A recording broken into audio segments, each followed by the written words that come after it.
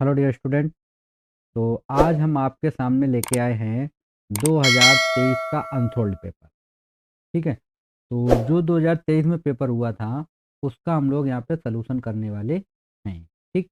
तो उससे पहले अगर आपने अभी तक हमारे चैनल को सब्सक्राइब नहीं किया तो चैनल को सब्सक्राइब कर लें और बेल आइकन को प्रेस कर लें, जिससे हमारे जितने भी लेटेस्ट वीडियो की नोटिफिकेशन होंगी वो सभी आपके पास आती रहेंगी। तो चलिए हम लोग स्टार्ट करते हैं और देखते हैं क्वेश्चन किस टाइप के हमें क्वेश्चन दिए गए हैं। तो ये हमारे चैनल का नाम है, ठीक है, सिम मैथ अकेडमी। यहाँ पे आपको क्लास 5th से लेकर 12th तक की वीडियोज मिलती हैं। ओके। ये यूपी बोर्ड फिजिक्स का क्वेश्चन पेपर है 2023। इसका कोड है 346 BS। ये आप देख सकते हैं 346 BS कोड यहाँ पे पड़ा हुआ है। ठीक। तो इसका हम लोग यहाँ पे सलूशन करने वाले हैं। ठीक। तो चलिए हम लोग इसका सलूशन करेंगे। तो आप लोग देखते हैं ये उसका संकेतांक होता है और ये 2023 का है भौतिक विज्ञान। ठीक। पूर्णांक जो होते हैं वो कितने नंबर का 70 नंबर का होता है, यानी 70 नंबर का होता है। ये यहाँ पे कुछ बिंदु दिए गए हैं, वो आप रीड कर लीजिए केयरफुली से। ठीक है। आपको जो समय मिलता है वो 3 घंटे 15 मिनट का आपको समय मिलता है। ओके। जो 15 मिनट होते हैं आपके पास, ये क्वेश्चन पेपर पढ़ने के लिए होते हैं आपके लिए। ठीक है। यहाँ पे आप क्वेश्चन पेपर पढ़ेंगे और नोट दिया गया कि प्रारंभ के 15 मिनट, ये देखिए वही चीज़ यहाँ पे लिखी हुई है। ठीक। यहाँ पे निर्देश दिए गए आपको, सभी प्रश्न अनिवार्य हैं, यानी जितने भी प्रश्न दिए गए हैं वो आपको हल करने अनिवार्य हैं। क्लियर। सेकंड है इसका कि प्रश्न पत्र में 5 खंड हैं, आ वा सा दा और या, ये 5 खंड दिए गए हैं। तो जो पहला खंड हमारा आ है वो बहुविकल्पीय प्रश्न का है। ठीक है। यानी कि वो एक क्वेश्चन हमारा 1 नंबर का होगा। ठीक है। और जो खंड बा हमारा है ये अति लघु उत्तरीय प्रश्न है, इनका 1 अंक का ये भी होगा। ठीक है। और फोर्थ हमारे पास है सा खंड, इसमें लघु उत्तरीय प्रश्न है, इसका जो होगा 2 अंक का प्रश्न होगा। और सिक्स में जो होगा द में, ये लघु उत्तरीय सेकेंड प्रकार के होते हैं, ये 3 अंक के होंगे। ठीक है। यानी कि इनमें 3 अंक आपको मिलेंगे। और जो सेवेंथ नंबर है या वाला, इसमें प्रत्येक प्रश्न जो है वो 5 अंक का होगा। ठीक है। इस खंड के चारों प्रश्नों में आंतरिक विकल्प का चयन प्रदान किया गया है। ऐसे प्रश्नों में आपको दिए गए चयन में से केवल एक प्रश्न का उत्तर देना होगा, यानी यहाँ पे आपको 2 प्रश्न दिए जाएंगे, उनमें से आपको एक का उत्तर देना पड़ेगा। ठीक है। एक अथवा में होगा। और प्रश्न पत्र में प्रतीक चिन्हों के सामान्य अर्थ, यानी क्वेश्चन पेपर के अंत में आपको यहाँ पे आंसर भी बताए गए हैं। ठीक है। तो चलते हैं खंड पहले पे। हम लोग, ये इंग्लिश में लिखा है तो आप लोग पढ़ सकते हैं। अब देखिए पहला क्वेश्चन आपको दिया गया है यहाँ पे खंडा से कि चांदी का परावैद्युतांक के होता है। ठीक है। चांदी का जो परावैद्युतांक है वो के, यानी के की वैल्यू कितनी होती है वो हमको यहाँ पे बतानी है। ठीक है। तो देखिए चांदी क्या है, चांदी हमारी एक धातु है। जो चांदी है वो हमारी क्या है दोस्तों, धातु है। ठीक है। और चांदी है धातु। ठीक है। तो जो धातु होती है, धातु का जो परावैद्युतांक होता है वो कितना होता है, अनंत होता है। कितना होता है, अनंत होता है। ठीक है। तो धातु का जो परावैद्युतांक होगा वो कितना होता है, अनंत। तो आप इसका, आपको बहुविकल्पी दिया तो आपको तो टिक ही करना है। अगर ये लिखने को आता है तो आप ये इसका आंसर लिखेंगे कि चांदी एक धातु है और धातु का परावैद्युतांक अनंत होता है। यानी यहाँ चांदी की जगह पे अगर कोई दूसरी भी धातु होती, मान लीजिए आयरन होता, यहाँ पे आयरन भी आ सकता था, तो उसका भी परावैद्युतांक कितना होगा, अनंत होगा। यानी हमारा विकल्प नंबर फोर्थ वाला करेक्ट हो जाएगा। क्लियर। आपको समझ में आ गया होगा क्वेश्चन। यानी कि अगर कोई भी धातु दी जाए उसका परावैद्युतांक हमेशा अनंत ही होता है। क्लियर। चलते हैं नेक्स्ट क्वेश्चन की तरफ और उसको हम लोग देख लेते हैं जल्दी से। अगला क्वेश्चन क्या है हमारे पास, अगला क्वेश्चन हमें दिया गया है खंड खाम, ये है कि एक एनपीएन ट्रांजिस्टर को चित्र की भांति व्यवस्थित किया गया है, यह परिपथ है। यानी कि आपको एक चित्र दिखाया गया है और इसमें आपसे पूछा गया ये किस प्रकार का चित्र है। एनपीएन ट्रांजिस्टर है हमारे पास, ये हमारे पास लगा हुआ है, ये ट्रांजिस्टर हमको दिया गया, तो हमको बताना है कि ये उभयनिष्ठ आधार प्रवर्धक है या उभयनिष्ठ उत्सर्जक प्रवर्धक का है या उभयनिष्ठ संग्राह्य प्रवर्धक का है या इनमें से कोई नहीं। ठीक। तो हमारा विकल्प नंबर इसका सेकंड सही हो जाएगा, यानी उभयनिष्ठ उत्सर्जक प्रवर्धक का। ठीक है, ये जो 2024 का जो एग्जाम आना है उसके सिलेबस से इसको कट कर दिया गया, यानी ये एग्जाम से कटा हुआ है, ये एग्जाम में नहीं आएगा। अगर आप अपने अनसोल्ड पेपर में देखें तो यहाँ पे स्टार बना होगा, आप देख सकते हैं उसको। ठीक है, चलते हैं नेक्स्ट क्वेश्चन की तरफ। अगला क्वेश्चन हमको दिया गया है गा वाला कि पतले प्रिज्म के पदार्थ का अपवर्तनांक क्या होगा यदि अपवर्तक कोण और विचलन कोण का मान समान हो। ठीक, तो देखिए अपवर्तक कोण जो हमारा होता है इसको हम लिखते हैं ए से, और विचलन कोण को हम लोग लिखते हैं डेल से। ठीक है, यानी इसने ये कहा है कि डेल और ए दोनों आपस में कैसे हैं, बराबर हैं। क्लियर। और प्रिज्म कोण हमारा होता है डेल बराबर ये होता है n-1 e। ओके, अब देखिए डेल की जगह पे हम लोग क्या रख सकते हैं, ए, तो हमने यहाँ पे रख दिया ए, और बराबर ये हो जाएगा n-1 e। अब यहाँ से ए से ये हमारा कट जाएगा तो यहाँ कितना बचेगा 1, ये बचेगा n-1, तो n बराबर कितना आ जाएगा हमारे पास 2। ठीक है, 1 को इधर भेजें किसका हो जाएगा प्लस का, तो n की वैल्यू हमारी कितनी निकली है 2, यानी अपवर्तनांक हमारा कितना हो जाएगा 2 हो जाएगा, यानी विकल्प नंबर सेकेंड हमारा करेक्ट हो जाएगा। चलते हैं नेक्स्ट क्वेश्चन की तरफ। अगला क्वेश्चन हमें दिया गया है घा नंबर। ठीक है, क्या है, ये हमको एक रिएक्शन दी, समीकरण दिया 4 1H1 प्लस एरो के आगे है 2He4 plus beta electron Q से व्यक्त, यानी ये आपको एक रिएक्शन दे रखी है। ठीक है, और आप लोग देख सकते हैं यहाँ से ये जो 1H1 है ये छोटा है, ये कैसा है, छोटा नाभिक है। ठीक है, और इस छोटे नाभिक से कैसा नाभिक बन गया हमारा, बड़ा नाभिक बना है। ठीक है, एक बड़ा नाभिक बन गया है। तो देखिए जब छोटे छोटे नाभिक मिलकर के एक बड़े नाभिक का निर्माण करते हैं, ठीक है, तो उस अभिक्रिया को हम लोग बोलते हैं नाभिकीय संलयन अभिक्रिया। क्या बोलते हैं हम लोग उसको, नाभिकीय संलयन अभिक्रिया बोलते हैं। ठीक है, आप लोग चाहें तो इसकी परिभाषा लिख सकते हैं, मैं एक बार रिपीट कर देता हूँ, आप लोग लिख लीजिए उसको। ठीक है, तो क्या होता है, देखिए मैं स्लो मोशन बोल देता हूँ। क्या होता है, देखिए नाभिकीय संलयन, छोटे छोटे नाभिक मिलकर बड़े नाभिक का निर्माण कर रहे हैं या करते हैं, अतः यह समीकरण नाभिकीय संलयन का समीकरण होगा। क्लियर। चलते हैं नेक्स्ट क्वेश्चन की तरफ।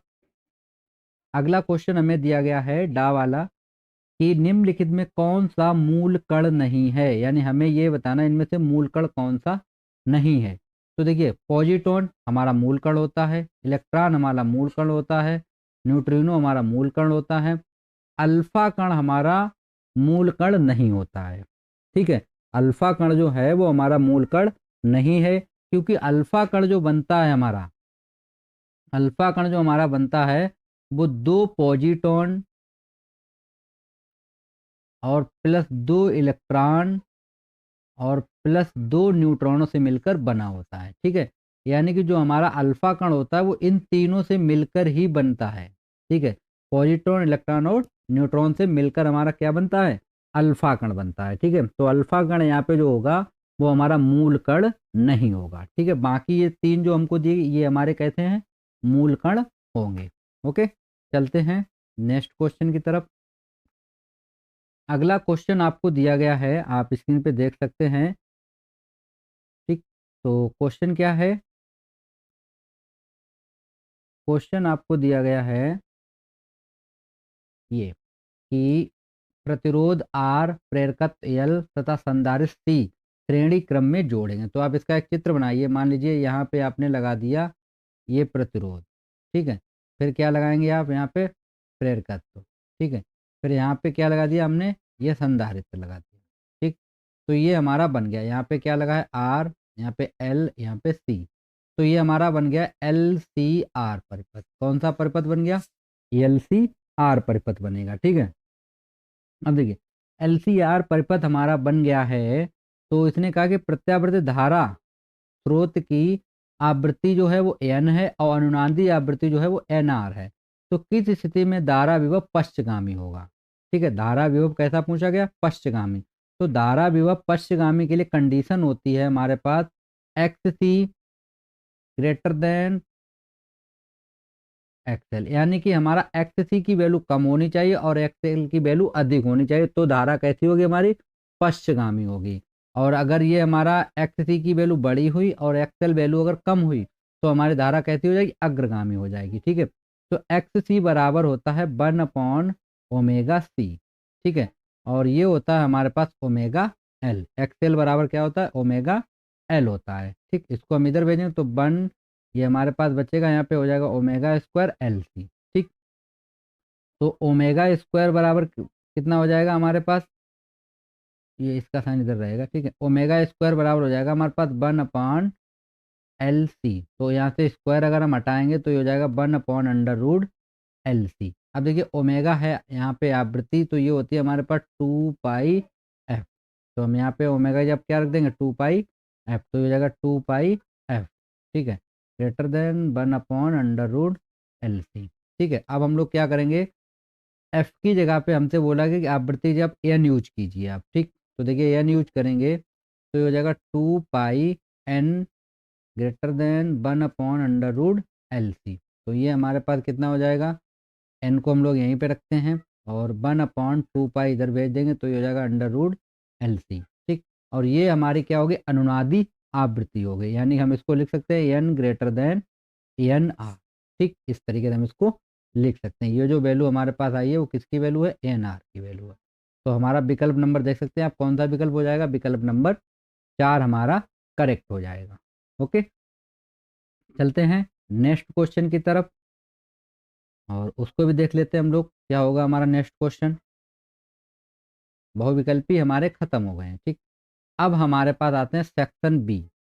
ठीक है, सेक्शन बी में हमको यहाँ पे क्वेश्चन दिए गए हैं और इन क्वेश्चन के हमको आंसर बताने होंगे। ठीक है, तो देखिए पहला क्वेश्चन आपको जो दिया गया है स्क्रीन पे, सभी क्वेश्चन एक ही स्क्रीन पे आपको दिखाई पड़ रहे होंगे। तो देखिए यहाँ पे जो पहला क्वेश्चन है हमारे पास, कि पहला क्वेश्चन क्या है, देखिए विद्युत चुंबकीय तरंगों की कोई दो मुख्य विशेषताएं लिखिए। ठीक है, यानी विद्युत चुंबकीय तरंगों की आपको दो विशेषताएं यहाँ पे लिखनी है। ठीक, तो देखिए पहली विशेषता आप क्या लिखेंगे, नंबर 1 आप डाल के लिखेंगे कि ये तरंगें त्वरित आवेशों से उत्पन्न होती हैं।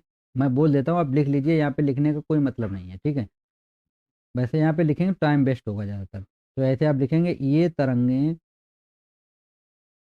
त्वरित त्वरित आवेशित आवेशित कणों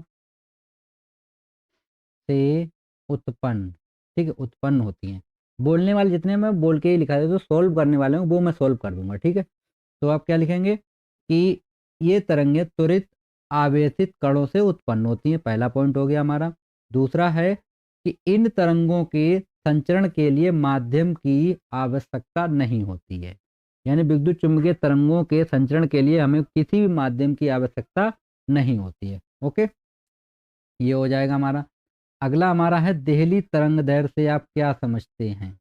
तो देखिए देहली तरंग दैर्ध्य का सूत्र होता है हमारे पास W बराबर hc/λ0। तो यहाँ से λ0 हमारा देहली तरंग दैर्ध्य है, तो ये हो जाएगा हमारा पास hc/W। ठीक, तो ये हमारा देहली तरंग दैर्ध्य का सूत्र होता है।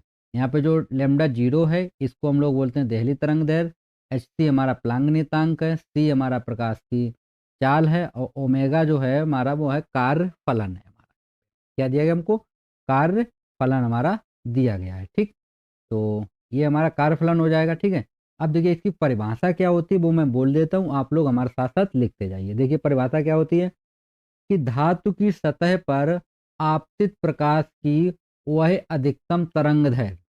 ठीक है, एक बार मैं फिर रिपीट कर देता हूँ, धातु की सतह पर आपतित प्रकाश की वह तरंग दैर्ध्य या अधिकतम तरंग दैर्ध्य जिससे धातु की सतह से इलेक्ट्रॉन उत्सर्जित हो जाएं। यानी धातु की ऐसी सतह, यानी एक तरंग दैर्ध्य होगी, अगर हम किसी धातु के ऊपर उसको आपतित करेंगे तो वहां से क्या इलेक्ट्रॉन उत्सर्जित होने लगे। यानी जैसे हमारे पास मान लीजिए ये धातु है, ठीक है, और हमने यहाँ पे कोई तरंग दैर्ध्य का प्रकाश डाला, ठीक है, तो हमारे क्या हुआ, इलेक्ट्रॉन उत्सर्जित होने लगे थे। ठीक है, तो ये हमारी हो गई देहली आवृत्ति। ठीक है, तो उसको हम बोलते हैं देहली आवृत्ति या देहली तरंग दैर्ध्य। ठीक है, देहली तरंग दैर्ध्य बोलते हैं। तो इसका ये फार्मूला होता है, आप फार्मूला जरूर याद रखिएगा। ठीक है, चलते हैं, इसका मैं पीडीएफ आपको दे दूंगा, बिल्कुल नोट्स बना के दूंगा, एक एक आंसर लिख के दूंगा, ठीक है। गा नंबर हमारे पास दिया गया कि n बराबर 3/2, यानी ये हमको अपवर्तनांक दे रखा है, ठीक है। अपवर्तनांक वाले कांच के एक उत्तल लेंथ को n बराबर 3/2 अपवर्तनांक वाले माध्यम में डुबोने पर फोकस दूरी और प्रकृति पर क्या प्रभाव पड़ेगा। इसने बोला है कि एक कांच है, उसका अपवर्तनांक दिया है 3.2 और उसको हम एक द्रव में डुबो दें और द्रव का भी अपवर्तनांक कितना है 3.2 ही है, यानी कि इसका भी 3.2, जो चीज़ में डुबोने वाले हैं उसका भी कितना है 3.2 है, ठीक है। तो इस कंडीशन में क्या होता है, हमारी जो फोकस दूरी होती है, फोकस दूरी वो हमारी हो जाती है अनंत। कितनी हो जाती है हमारी, अनंत हो जाती है, यानी जो हमारा लेंथ होता है वो समतल प्लेट की भांति कार्य करेगा, ठीक है। तो यहाँ पे आंसर यही होगा कि जो हमारा फोकस दूरी होगा वो अनंत हो जाएगी और लेंथ जो होगा वो हमारा समतल लेंथ की भांति कार्य करेगा। ओके, चलते हैं नेक्स्ट क्वेश्चन की तरफ। अगला हमारा दिया है किसी ट्रांजिस्टर के धारा लाभ यानी बीटा का क्या अभिप्राय है। ये क्वेश्चन वैसे तो आपके एग्जाम से कट चुका है, लेकिन मैं आंसर आपको यहाँ पे बता देता हूँ, ठीक है। तो देखिए क्या होता है, ट्रांजिस्टर का धारा लाभ ट्रांजिस्टर में निर्गत प्रत्यावर्ती धारा तथा निवेशी प्रत्यावर्ती धारा के अनुपात को ट्रांजिस्टर का धारानुपात कहते हैं। ये इसकी परिभाषा हो गई है, ठीक। परिभाषा आप लोग ज़्यादा चिंता ना करें, मैं बिल्कुल इसी का नोट्स आपको बना के दूंगा, पीडीएफ आपको मिल जाएगा, ठीक है। मैं लास्ट में बता दूंगा कैसे आपको पीडीएफ मिलेगा। ओके, अगला क्वेश्चन हमको दिया गया है कि 7n14 नाभिक पर कूलाम में आवेश की गणना कीजिए। देखिए यहाँ पे क्या लिखा है 7n14, ठीक है। तो हमारे पास जो प्रोटॉन या इलेक्ट्रॉन होते हैं उनकी संख्या हमारे पास कितनी हो जाएगी 4, यानी इसको हम बोल सकते हैं परमाणु क्रमांक 7 हो गया। और परमाणु द्रव्यमान कितना हो जाएगा, परमाणु द्रव्यमान हमारे पास हो जाएगा 14, ठीक। तो हमें निकालने न्यूट्रॉन, तो ये होता है ए माइनस जेड, ठीक। तो ए माइनस जेड यानी 14 माइनस कितना हो जाएगा 7, कितने बचे हमारे पास 7। तो न्यूट्रॉन कितने निकला है 7, ठीक है। तो हमें निकालना नाभिक का आवेश, तो हम यहाँ पे निकाल लेते हैं नाभिक का आवेश। तो नाभिक का आवेश क्या हो जाएगा हमारे पास 7 इंटू एक नाभिक का होता है 1.6 इंटू 10⁻⁻19, तो गुणा करेंगे तो ये कितना हो जाएगा 11.2, ठीक। कितना हो जाएगा 11.2 और गुणे हो जाएगा 10⁻⁻19। अगर आप और हल करना चाहें तो लिख सकते 1.12 गुणे 10⁻⁻ हो जाएगा -18 कूलम, ठीक है। तो ये हमारा क्या निकल आएगा, नाभिक का आवेश निकल आएगा। ओके, चलते हैं नेक्स्ट क्वेश्चन की तरफ। नेक्स्ट क्वेश्चन हमें दिया गया है कि एक हेनरी, इसको मैं थोड़ा क्लीन कर दूँ जिससे आंसर आपको दिखाई पड़े। क्वेश्चन क्वेश्चन दिया गया ये, ठीक है, ये तो आपने नोट ही कर लिया होगा। तो क्वेश्चन आपको क्या दिया गया है कि एक हेनरी प्रेरकत्व को परिभाषित कीजिए, ठीक है। तो इसको हमें परिभाषित करना है, ठीक। तो देखिए किस तरीके से आप इसको परिभाषित करेंगे। तो देखिए हेनरी को सूत्र जो होता है वो एल बराबर होता है हमारा E/DI/dt, ठीक है। ये माइनस में होता है, तो ये हमारा हेनरी का सूत्र होता है, ठीक। यहाँ पे हमसे एक हेनरी का पूछा गया, तो देखिए क्या होगा, सुनिए आप परिभाषा सुनिए।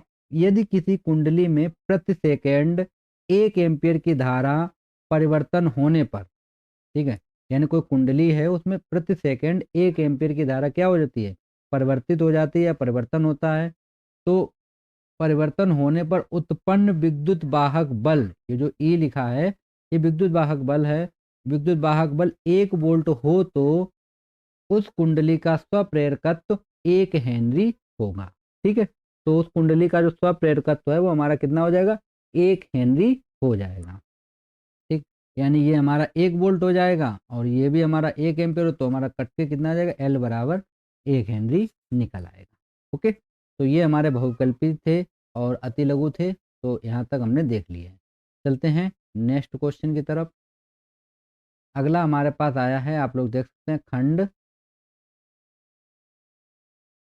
सा का तीसरा क्वेश्चन का पहला, ठीक है। ये न्यूमेरिकल है और न्यूमेरिकल हम आपको सॉल्व करके दिखा देते हैं, ठीक है।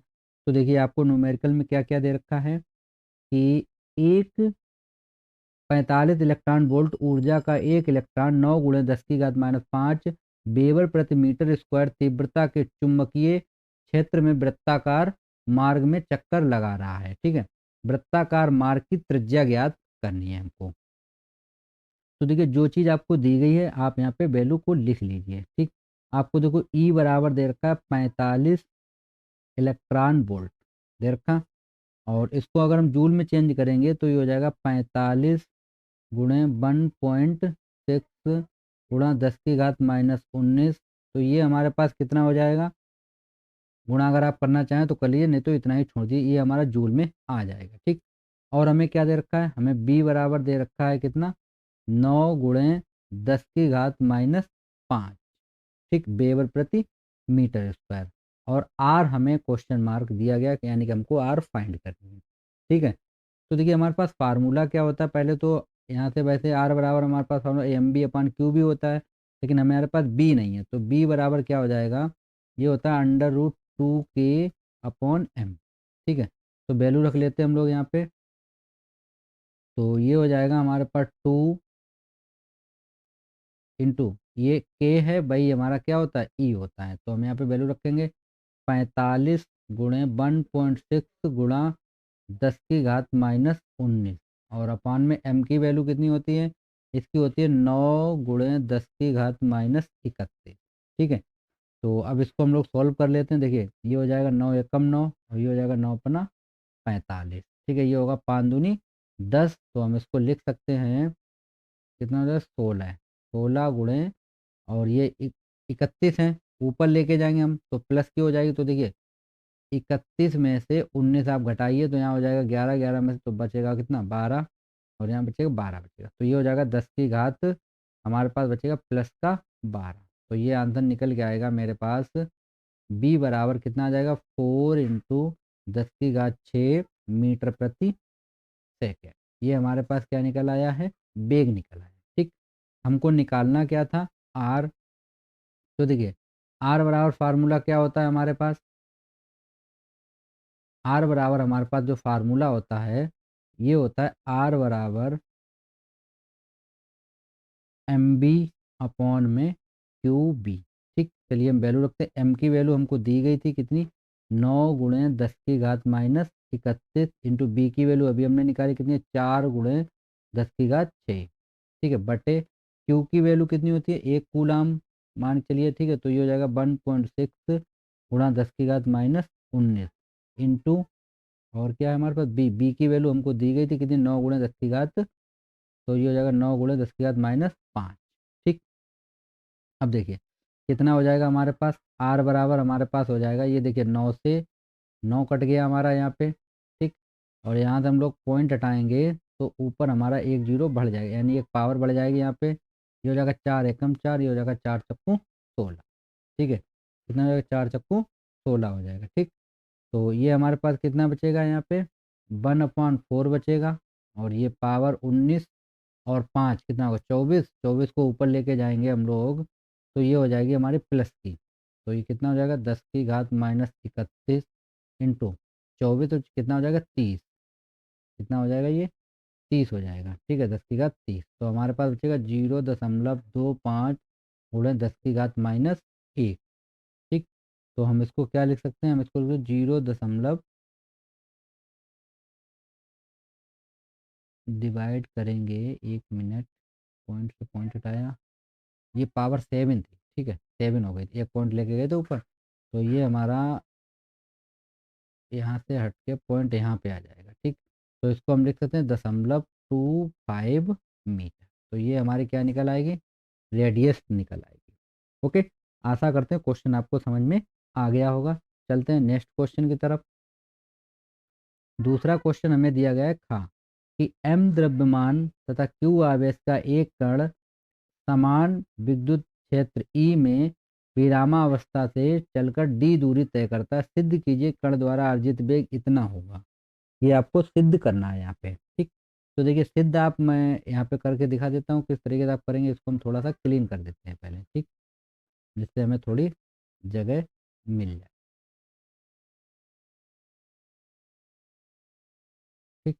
तो देखिए क्या करेंगे हम लोग। देखिए हमारे पास कण पर लगने वाला त्वरण होता है, तो आपने अगर त्वरण देखा हो तो ए बराबर होता है हमारे पास एफ अपॉन एम। ये फार्मूला हो गया हमारे पास। ठीक। और एफ बराबर होता है क्यू बी, तो हम लिख सकते हैं यहाँ पे ए बराबर q e upon m. Okay. इतना हो गया। अब क्या कण विरामावस्था से चलकर डी दूरी तय करता है। ठीक है, तो हम लिखेंगे यहाँ पे बी स्क्वायर बराबर you square plus 2a s। अब डी दूरी इसने तय की थी, तो प्रारंभिक वेग तो इसका 0 होगा, तो 0 प्लस कितना हो गया 2a s। ठीक। अब दूरी डी चला था, तो हो जाएगा बी स्क्वायर बराबर 2a d। ओके। और ए की हमने अभी वैल्यू निकाल रखी थी यहाँ पे, ये तो हम वैल्यू रखते, तो ये हो जाएगा बी स्क्वायर बराबर 2। ए की वैल्यू कितनी है q e upon m into d. तो बी बराबर हमारा कितना हो जाएगा √2 QED और अपॉन एम। यही हमको क्या करना था, प्रूफ करना था। ठीक है, तो आशा करते हैं क्वेश्चन आपको समझ में आ गया होगा। चलते हैं नेक्स्ट क्वेश्चन की तरफ, और इसको आप लोग नोट करना चाहें तो नोट कर लिए, फिर हम इसको क्लीन करेंगे। ठीक है, तो चलिए हम इसको क्लीन कर देते हैं।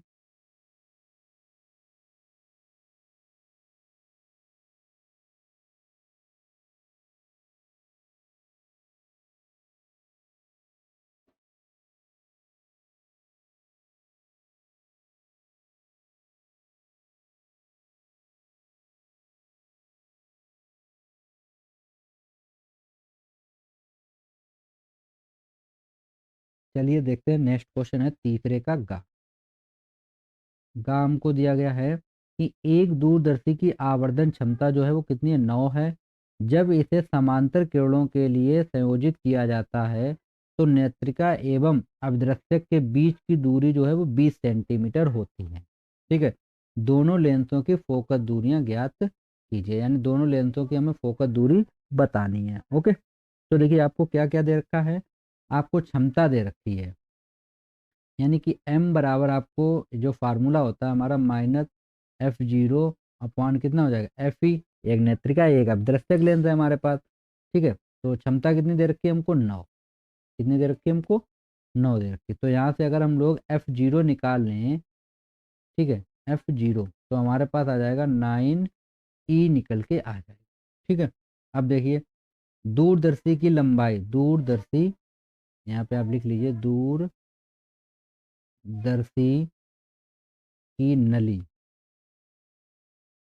की लंबाई, तो ये हमारे पास नली की लंबाई कितनी हो जाएगी, ये हो जाएगी मोड f0 और प्लस ये हो जाएगा मोड f e।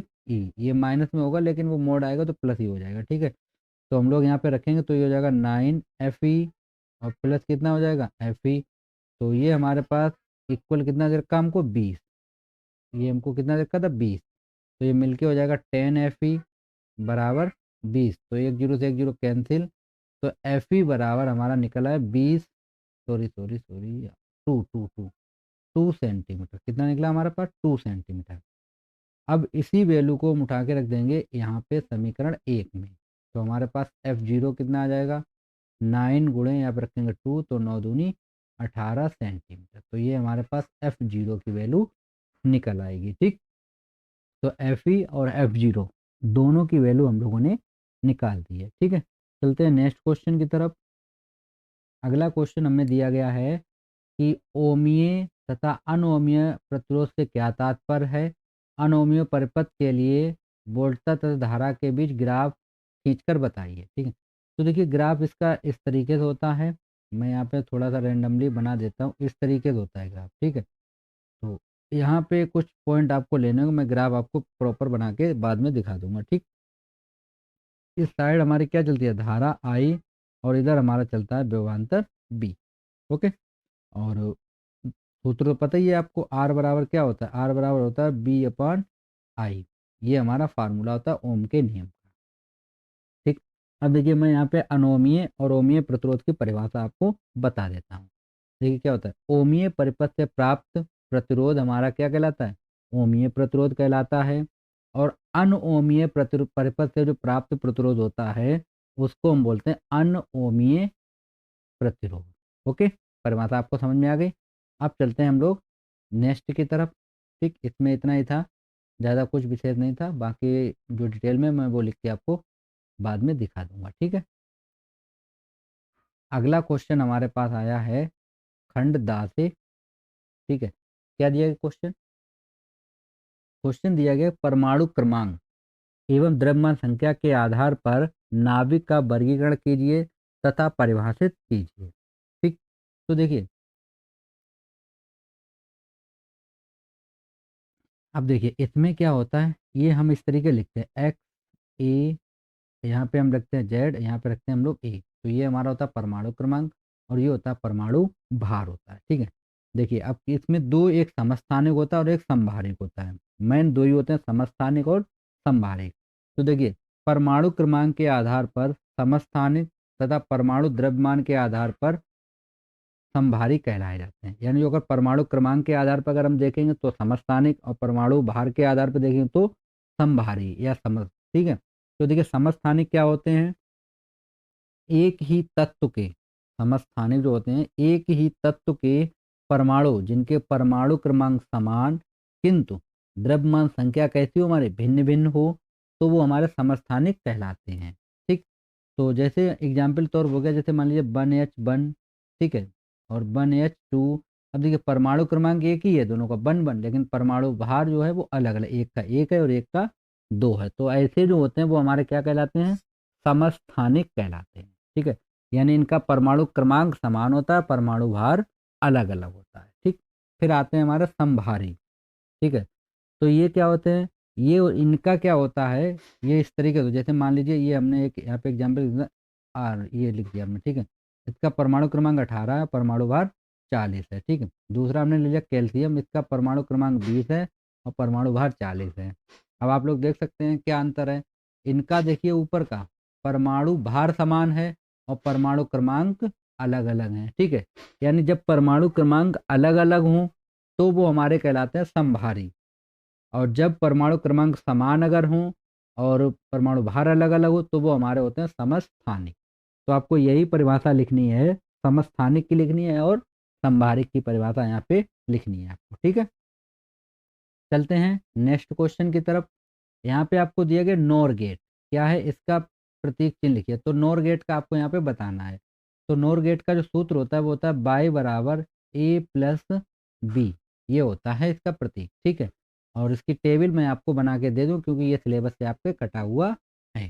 ठीक, चलते हैं नेक्स्ट क्वेश्चन की तरफ। इसको हम क्लीन करते हैं पहले, क्योंकि अब यहाँ पे हमारे पास न्यूमेरिकल आ चुका है। ठीक है, क्वेश्चन नंबर गा, आप लोग देखते हैं, अच्छा क्वेश्चन है। क्या दिया गया हमको यहाँ पे क्वेश्चन में? क्वेश्चन में हमको दिया गया है कि किसी परिपथ में धारा एवं वोल्टता समीकरण निम्नलिखित हैं। ये हमको दिया आई बराबर 3.5 साइन 628 t प्लस 5/6 एम्पियर, और ये हमको ये वोल्ट दे रखा है। ठीक, हमको बताना है धारा का वर्ग माध्य मूलमान, आवर्तकाल या टी, धारा बताना है और वोल्टता के बीच कलांतर बताना है। ठीक है, तो देखिए हमें समीकरण दे रखे हैं, तो इन समीकरण की हम तुलना करेंगे।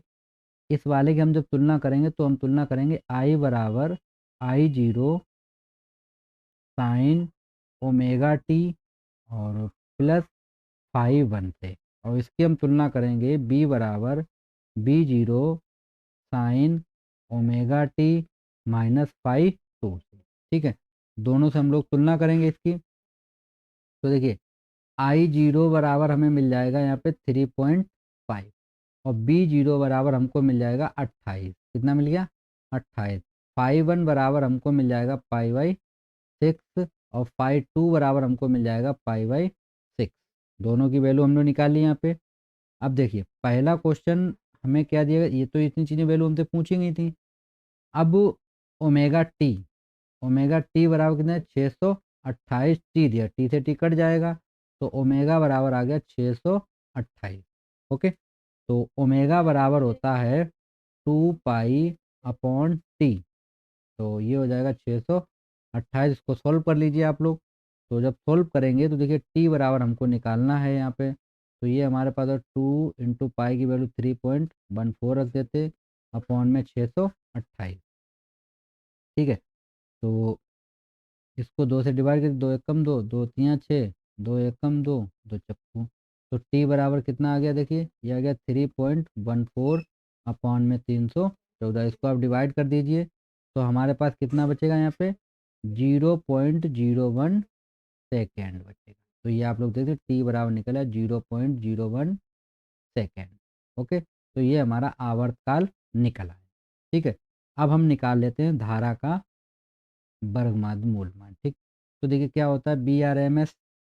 ठीक है, ये यहाँ पे निकालना में आई आर एम एस, तो ये होता है हमारे पास आई जीरो अपॉन रूट टू होता है। ठीक, तो आई जीरो की वैल्यू कितनी है हमारे पास 3.5 है और अपॉन रूट टू इतना रखेंगे तो वैल्यू हमारी आ जाएगी। ठीक है, और अगर सॉल्व करना चाहें तो और सॉल्व कर सकते हैं, तो रखेंगे 3.5 रूट टू की वैल्यू होती है 1.414। तो इसको हम सॉल्व करेंगे तो आएगा हमारे पास निकल के 2.47। ओके, ये हमारा आंसर हो जाएगा एम्पियर में। ठीक, तो ये हमारा फर्स्ट आंसर था और ये जो हमने निकाला ये हमारा सेकेंड आंसर था। ओके, थर्ड हमसे पूछा गया धारा तथा वोल्टता के बीच कलांतर। ठीक है, तो हमें कलांतर बताना है, तो यहाँ पे क्या होता है हमारे पास ये चीज़ें हम जोड़ देते हैं दोनों। ठीक है, 5 1 प्लस 5 2 करेंगे हम लोग, तो देखिए कितना हो जाएगा हमारे पास, तो 5 बराबर हो जाएगा हमारे पास 5 1 प्लस 5 2, तो ये हो जाएगा पाई/6। ये भी कितना है पाई/6, तो ये हो जाएगा 2 पाई/6। तो इसको डिवाइड करेंगे तो आ जाएगा पाई/3। तो ये हमारा आंसर आ जाएगा कलांतर। ठीक है, धारा और वोल्टता के बीच कलांतर निकल आया। ओके, चलते हैं नेक्स्ट क्वेश्चन की तरफ। नेक्स्ट क्वेश्चन को देखते हैं हम लोग क्या है।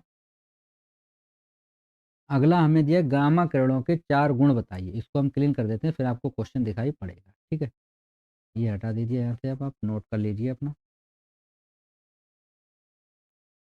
ठीक, ये क्वेश्चन दिया गया है अगला हमें कि गामा किरणों के 4 गुण बताइए। ठीक, तो यहाँ पे आपको क्या करना है, गामा किरणों के 4 आपको गुण लिख देने हैं। कोई जो आपको आते हैं वो गुण आप यहाँ पे लिखेंगे। जैसे देखिए पहला गुण कि गामा किरणें आवेश रहित और द्रव्यमान रहित किरणें होती हैं। यानी जो गामा किरणें होती हैं उन पे कोई आवेश नहीं होता है और ना ही उनका कोई द्रव्यमान होता है। पहला गुण हो गया। दूसरा है कि गामा किरणें चुंबकीय क्षेत्र तथा विद्युत क्षेत्र दोनों से ही विक्षेपित नहीं होती हैं।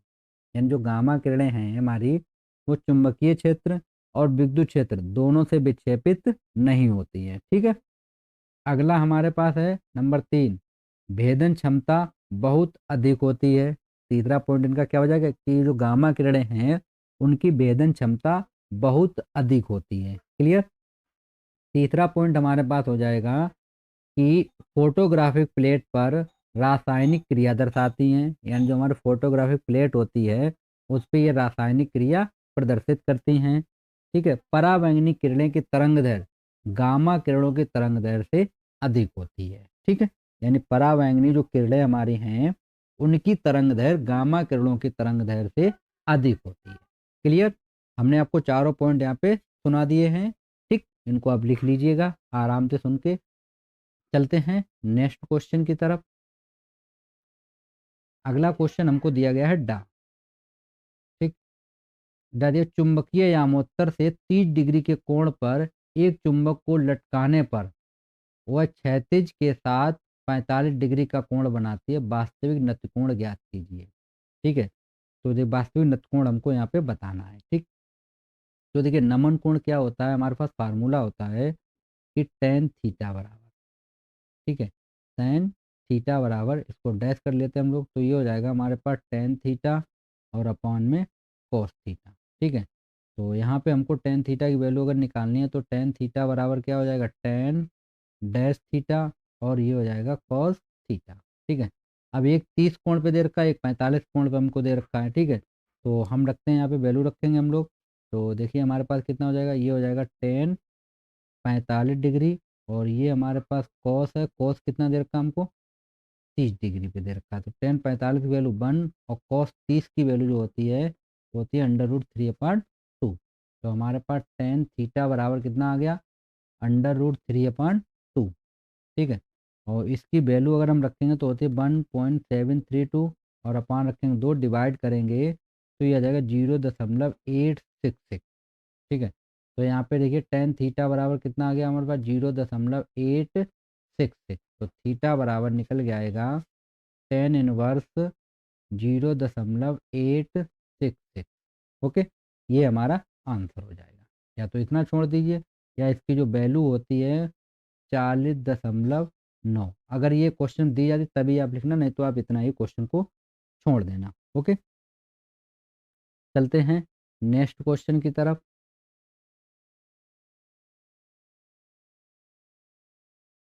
अगला क्वेश्चन दिया गया है, आप लोग देखते हैं क्वेश्चन नंबर 5। ये आपका 3 नंबर का क्वेश्चन है और अच्छा क्वेश्चन है। देखिए क्वेश्चन क्या दिया गया आपको। क्वेश्चन दिया गया है कि 5 में का कि क्राउन कांच से समाबतल लेंस बनाना है। ठीक है, लेंस के पृष्ठों की त्रिज्याएं कितनी रखी जाएं कि लेंस की क्षमता जो है -2.5 डायोप्टर हो जाए, और कांच का जो अपवर्तनांक है वो हमको दे रखा है 1.65। ठीक है, तो देखिए किस तरीके से आप लगाएंगे। आपको यहाँ पे P बराबर दे रखा है, P बराबर दे रखा कितना, -2.5 डायोप्टर। ठीक है, और n बराबर हो जाएगा 1.65। ठीक, अपवर्तनांक दे रखा। तो देखिए f बराबर क्या होता है, f बराबर होता है 100/p। तो हम लोग वैल्यू रखेंगे यहाँ पे, तो ये हो जाएगा 100 बटे माइनस का 2.5, यहाँ से पॉइंट हटाएंगे, ऊपर एक जीरो, 25 एकम 25, 25 चक्कू 100, यानी कितना आ गया 40 सेंटीमीटर। यानी f बराबर आ जाएगा माइनस का 40 सेंटीमीटर।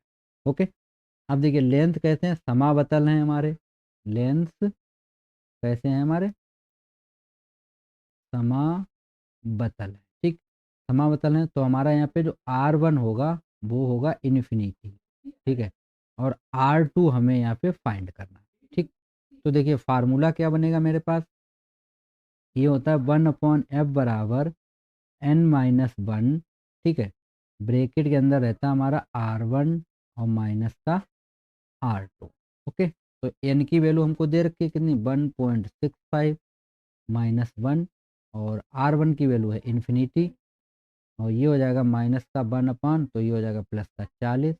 ठीक है, कितना हो गया प्लस का, सॉरी ये तो निकालना है, R2 तो हमें निकालना है, F की वैल्यू हमको दी गई है, तो यहाँ पे रख देते हैं 1/40 माइनस की। ठीक है, तो इसको हम लोग सॉल्व करेंगे तो ये हो जाएगा माइनस का 1/40, और बराबर हो जाएगा हमारे पास 0.65 इंटू में कितना आ जाएगा मेरे पास 1/R2। ठीक है, 1/R2 आएगा, ये माइनस में रहेगा। ठीक, गलती से हो गया था, ये माइनस रहेगा। अब ये यहाँ पे गुणा में है। ठीक, तो हम लोग कैंची गुणा करेंगे तो ये R2 इधर जाएगा, ये इंटू में आ जाएगा, तो R2 बराबर हो जाएगा 0.65। ठीक है, और गुणा कितना हो जाएगा 40। ठीक, ये माइनस था, ये माइनस, तो प्लस हो गया, तो हम लोग जब गुणा करेंगे तो ये हमारे पास आ जाएगा 26। कितना आएगा 26.00। तो R2 हमारे पास निकल आएगा कितना 26 सेंटीमीटर। यानी कि एक की त्रिज्या रहेगी कितनी 26 सेंटीमीटर, और दूसरे की जो एक त्रिज्या है वो हमारी कितनी रहेगी, इन्फिनिटी रहेगी। ओके, आशा करते हैं क्वेश्चन आपको समझ में आ गया होगा। ठीक है, चलते हैं नेक्स्ट क्वेश्चन की तरफ। अगला क्वेश्चन हमारे पास है खंड खा खा है, 5वें का खा, कि ट्रांजिस्टर क्या है। ठीक है, उभयनिष्ठ उत्सर्जक विन्यास का परिपथ बनाकर आप लाक्षणिक वक्र खींचिए। ठीक है, यानी यहाँ पे आपको ट्रांजिस्टर का चित्र भी बनाना होगा। ठीक है, तो ट्रांजिस्टर का चित्र मैं आपको दिखा दूंगा बाद में।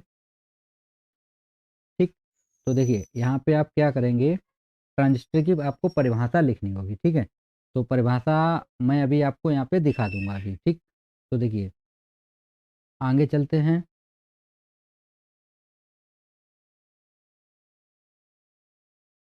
तो चलिए हम आपको ट्रांजिस्टर का आंसर दिखा देते हैं, देखिए आप किस तरीके से इसको लिखेंगे। ठीक, ये आपके सामने ट्रांजिस्टर का आंसर आपको दिया गया है, आप लोग देख सकते हैं इसको, मैं थोड़ा नीचे कर देता हूँ। ठीक, अब देखिए क्या दिया गया आपको, ट्रांजिस्टर 5वें का खा हमारे पास जो क्वेश्चन है उसका ये आंसर आपको दिया गया है। ठीक, तो देखिए क्या लिखेंगे आप, ट्रांजिस्टर, ट्रांजिस्टर एक अर्धचालक युक्त है जिसे मुख्यतः प्रवर्धक तथा इलेक्ट्रॉनिक स्विच के रूप में प्रयोग किया जाता है। ट्रांजिस्टर का उपयोग अनेक प्रकार से होता है। इसे प्रवर्धक, स्विच, वोल्टेज नियामक, सिग्नल मॉड्यूलर, ऑक्सीलेटर आदि के रूप में काम में लाया जाता है। ट्रांजिस्टर के मुख्य 3 भाग होते हैं, ठीक है? एक अत्यधिक, एक अपमाजित, एक उत्सर्जक होता है, ठीक है? ये 3 इसके भाग होते हैं, न्यूनतम, ठीक है? आधार तथा कम अपमाजित संग्रह, यह 2 प्रकार के होते हैं, एक होता है एनपीएन और एक होता है हमारा पीएन ट्रांजिस्टर, ठीक है? ये इसका चित्र है, आप लोग देख सकते हैं। इस तरीके से आपको ये उभयनिष्ठ उत्सर्जक विन्यास का आपको चित्र बनाना होगा, ठीक? ये मैंने आपको चित्र यहाँ पे दिखा दिया है, आप लोग चित्र इसका देख लीजिए खूब, ठीक? तो आगे चलते हैं हम लोग। ये आपको फिगर आपको बनाना ही बनाना पड़ेगा, आप इसको आप नोट कर लीजिए, ये तो आपको बनाना ही होगा, ठीक है? आगे आपको ये चीज़ें कुछ दी गई हैं, क्या दी गई देखिए, ट्रांजिस्टर द्वारा निर्गत अभिलाक्षणिक वक्र, ठीक है? ट्रांजिस्टर द्वारा निर्गत अभिलाक्षणिक वक्र आपको यहाँ पे दिखाना है।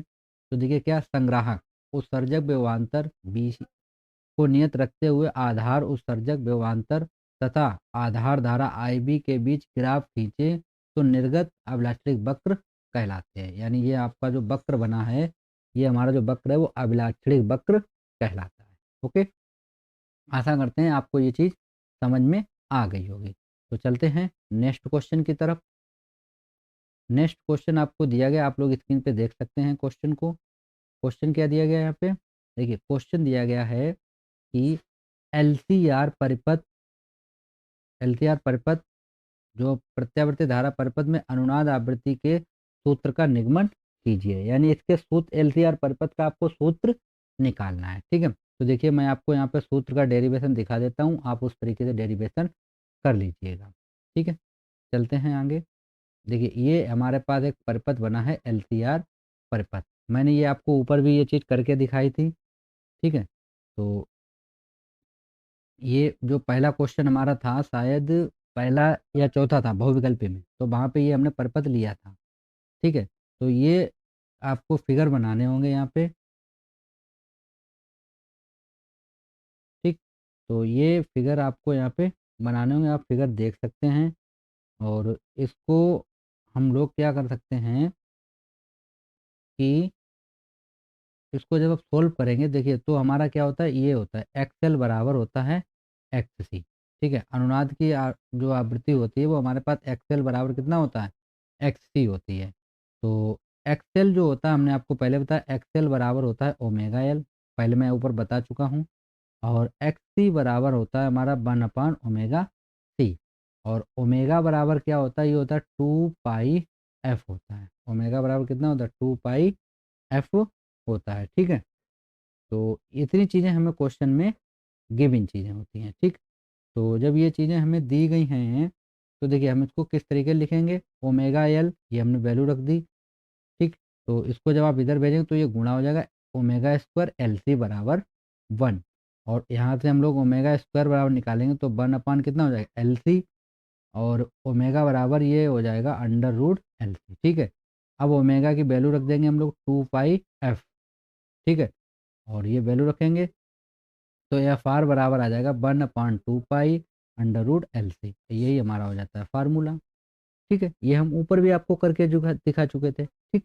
तो चलते हैं नेक्स्ट क्वेश्चन की तरफ। और नेक्स्ट क्वेश्चन क्या है हमारे पास, अगला क्वेश्चन हम लोग देखते हैं। क्वेश्चन हमको दिया गया है कि बोहर के परमाणु मॉडल को समझाइए, ठीक है? यानी जो बोहर का परमाणु मॉडल है उसको हमें समझाना पड़ेगा, ठीक है? तो बोहर का परमाणु मॉडल क्या होता है, वो मैं उसका आंसर आपको दिखा देता हूँ। देखिए आंसर किस तरीके से आप उसका लिखेंगे, ठीक? तो चलिए आंसर आपको दिखाते हैं, ये हमने यहाँ पे पहले से ही लिख रखा है, ठीक? तो देखिए आंसर क्या है हमारे पास, आंसर हमें दिया गया है बोहर का परमाणु मॉडल का,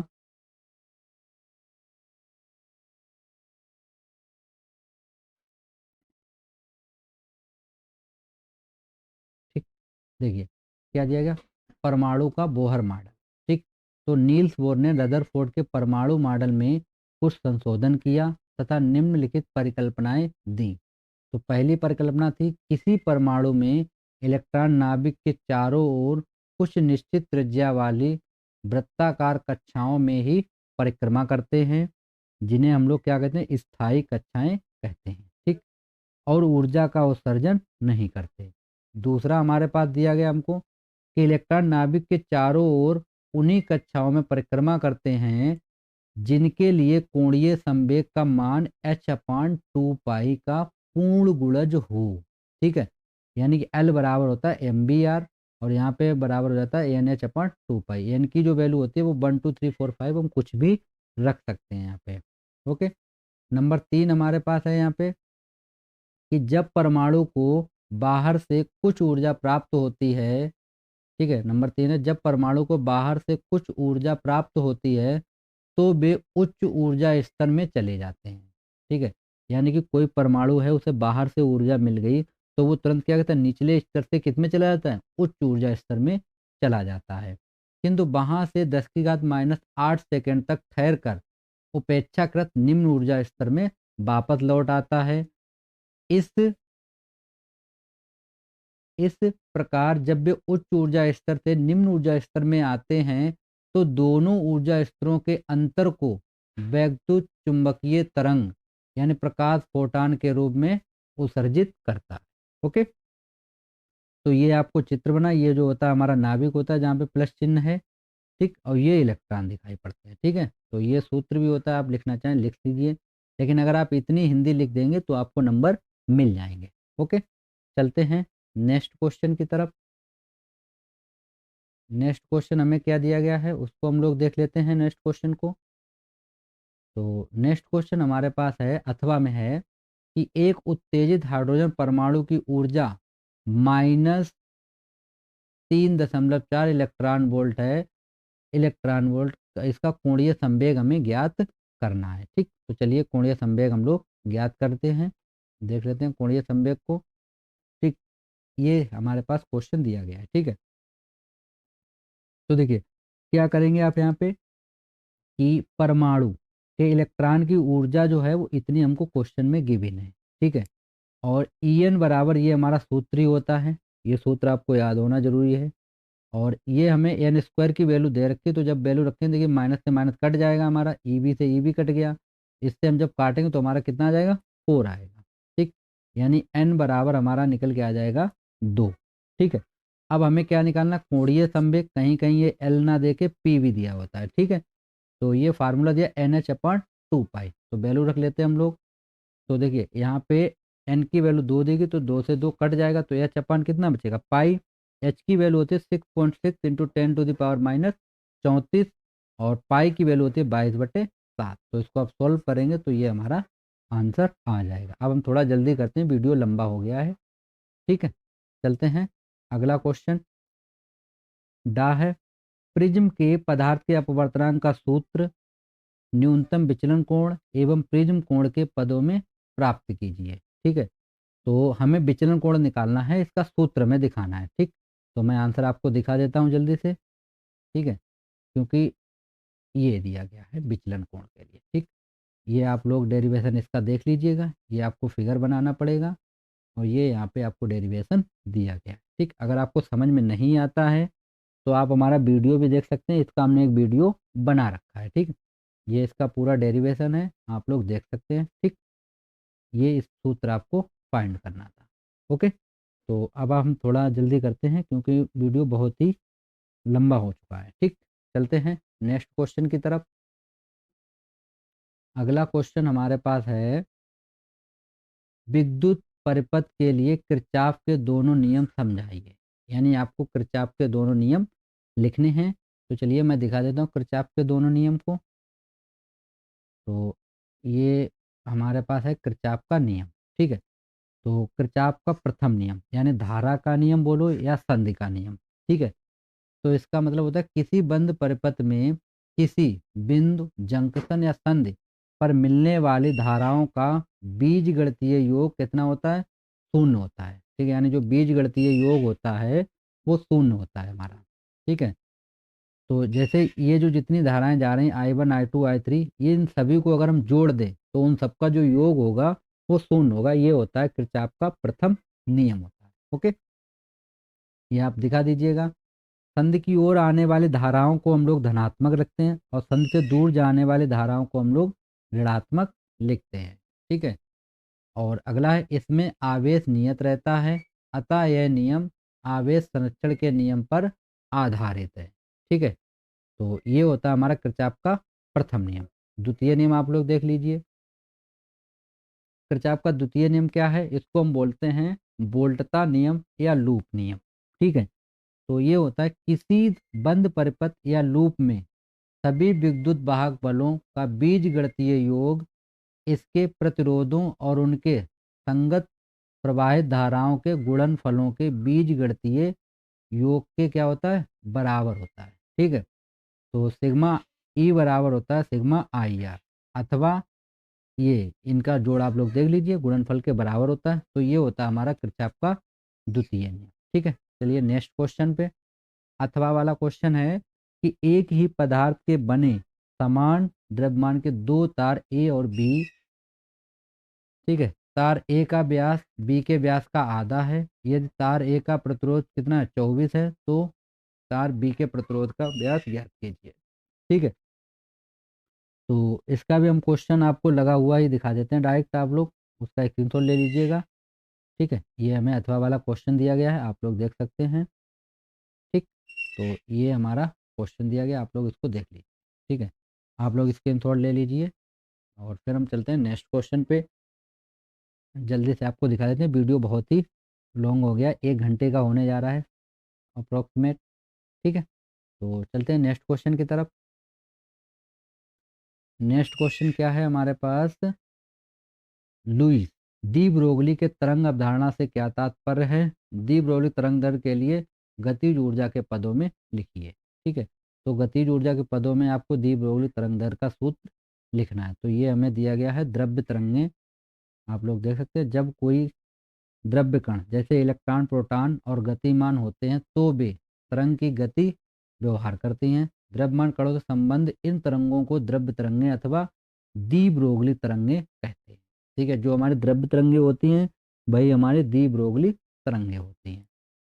ठीक है। द्रव्य तरंगों की तरंग दैर्ध्य को डी ब्रोगली तरंग दैर्ध्य कहते हैं। ठीक है। तो डी ब्रोगली तरंग दैर्ध्य बराबर क्या होता है? लैम्डा बराबर होता है एच अपॉन एम बी। ठीक है। और P बराबर होता है हमारा mb, तो ये हो जाएगा लेमडा बराबर एच अपॉन पी। और गतिज ऊर्जा क्या होती है हमारी? K बराबर होती है 1/2 mb स्क्वायर होती है। तो यहाँ से हम फाइंड करेंगे तो लेमडा बराबर ये निकल आएगा। ठीक है। चलते हैं आगे नेक्स्ट क्वेश्चन की तरफ। एक दो क्वेश्चन और बचे हैं, उनको भी जल्दी से आपको दिखा देते हैं हम। ठीक है। अगली बार आगे से 2 पार्ट में क्वेश्चन को सॉल्व किया करेंगे। ठीक है। अगला दिया है, आंशिक रूप से परावैद्युत द्वारा भरे समांतर प्लेट संधारित्र के लिए सूत्र का निगमन कीजिए। ठीक है। यानी हमें यहाँ पे सूत्र का निगमन करना है समांतर प्लेट संधारित्र के लिए। ठीक। तो देखिए मैं आपको यहाँ पे दिखा देता हूँ समांतर प्लेट संधारित्र का सूत्र। ये दिया गया समांतर प्लेट संधारित्र का सूत्र। आप इसका स्क्रीनशॉट ले लीजिए और नोट करना चाहें तो आप नोट भी कर सकते हैं। ओके। चलते हैं नेक्स्ट क्वेश्चन की तरफ। 7 क्वेश्चन नंबर 8। ये दिया गया क्वेश्चन नंबर 8। ठीक है। क्या दिया गया है यहाँ पे कि हाइड्रोजन परमाणु के लिए ऊर्जा स्तर आरेख बनाइए। इस आरेख में लाइमन, बामर, पास्टन, ब्रिंकेट तथा पूर्ण श्रेणी को संक्रमण दिखाइए। ये श्रेणियां इस पर किस प्रकार पाई जाती हैं? यानी यहाँ पे आपको मेन चीज़ है इनका चित्र बनाना है। ठीक। तो देखिए इनका चित्र मैं आपको दिखा देता हूँ। ये है स्पेक्ट्रम का चित्र। ओके। ये आपको चित्र बना के दिखाना पड़ेगा। ओके। लाइमन, ये जितनी भी श्रेणियां हैं ये आपको फिगर बनाना पड़ेगा यहाँ पे। ठीक है। इनके थोड़ी थोड़ी आपको लाइनें लिखनी होंगी, ये दी गई नीचे कि लाइमन श्रेणी पराबैंगनी क्षेत्र में पड़ती हैं। ठीक है। बामर श्रेणी बहुत कम भाग पराबैंगनी में तथा अधिकतर भाग दृश्य क्षेत्र में पड़ती हैं। अगला है पाश्चन श्रेणी अवरक्त क्षेत्र में पड़ती हैं। और अगला है ब्रैंकेट श्रेणी अवरक्त क्षेत्र में पड़ती हैं। और पूर्ण श्रेणी भी हमारे अवरक्त, यानी ये वाली हमारे सब अवरक्त में पड़ती हैं और ये जो होती है वो पराबैंगनी श्रेणी में पड़ती हैं। ओके। चलते हैं नेक्स्ट क्वेश्चन। अथवा वाला है कि विद्युत चुंबकीय प्रेरण से आप क्या समझते हैं? विद्युत चुंबकीय प्रेरण संबंधी फैराडे के नियम व्यक्त कीजिए। तो यहाँ पे दिखा देते हैं आपको हम क्वेश्चन का आंसर। ठीक है, तो ये दिया गया हमको आंसर, वैद्युत चुंबकीय प्रेरण। ठीक है, तो क्या होता है, जब किसी कुंडली को प्रबल चुंबकीय क्षेत्र में बल लगाकर घुमाते हैं तो कुंडली के सिरों पर प्रेरित विद्युत वाहक बल उत्पन्न हो जाता है, और यदि परिपथ बंद हो तो उसमें एक धारा प्रेरित होती है। यह घटना विद्युत चुंबकीय प्रेरण कहलाती है। अर्थात चुंबकीय प्रेरण से विद्युत प्रभाव उत्पादकता को चुंबकीय प्रेरण कहते हैं। ओके, अगला हमारे पास है फैराडे के विद्युत चुम्बकीय प्रेरण के नियम। ठीक है, तो प्रथम नियम क्या है कि किसी बंद परिपथ में उत्पन्न विद्युत वाहक बल उस परिपथ से होकर प्रवाहित चुंबकीय फ्लक्स के परिवर्तन की दर के ऋणात्मक मान के बराबर होता है। ठीक है, प्रथम नियम हो गया, और ये हमें दिया गया द्वितीय। तो आप ये पढ़ लीजिएगा। ठीक है, चलते हैं नेक्स्ट क्वेश्चन की तरफ। मेरा मकसद है आपको यहाँ पे सोल्यूशन दिखाना, आप कर तो खुद ही लेंगे। ठीक, लास्ट क्वेश्चन है कि तरंगाग्र से क्या तात्पर्य है। हाइगेंस के तरंगाग्र संबंधित सिद्धांत की व्याख्या करके परावर्तन के नियम का व्याख्या कीजिए। ठीक, तो देखिए यहाँ पे व्याख्या मैं आपको दिखा देता हूँ फिगर भी बना के। ये दिया गया हमको तरंगाग्र। ठीक है, तो ये आपको तरंगाग्र की परिभाषा दी गई है। उसके बाद हाइगेंस अपवर्तन की व्याख्या है, पढ़ लीजिएगा आप पूरा। ठीक है, और ये आपको दिया गया है फिगर। ठीक, ये इतना आपको लिखना पड़ेगा। ठीक है, ये चित्र बना के ये सब आपको इतना करना पड़ेगा। ये इम्पोर्टेंट है, आप लोग देख लीजिएगा। ठीक, लास्ट है हमारे पास एलईडी। ये दिया गया एलईडी। ठीक है, एलईडी से क्या तात्पर्य है, इसका सिद्धांत और क्रियाविधि बताइए। तो एलईडी का मैं आपको पूरा दिखा देता हूँ किस तरीके से आप देखेंगे। देखिए, ये हमें एलईडी के बारे में दिया गया। ठीक है, तो ये आप लोग देख लीजिएगा, और आज का वीडियो हमारा यहीं पे फिनिश होता है। ठीक, क्रियाविधि। तो अगर आपको हमारा वीडियो अच्छा लगा हो तो वीडियो को शेयर अवश्य करें, और चैनल को सब्सक्राइब कर लीजिएगा, जिससे हमारे जितने भी वीडियो के जो नोटिफिकेशन हैं वो आपके पास आती रहेंगी। ठीक है, तो ये यहाँ पे अगर आपको पीडीएफ चाहिए तो पीडीएफ आपको मिल जाएगी। ठीक, तो वो इसके लिए आपको हमारे नंबर पे कांटेक्ट करना होगा, 9455 53 75 28। इस पे आपको पीडीएफ मिल जाएगी। ठीक है, थैंक यू फ्रेंड्स।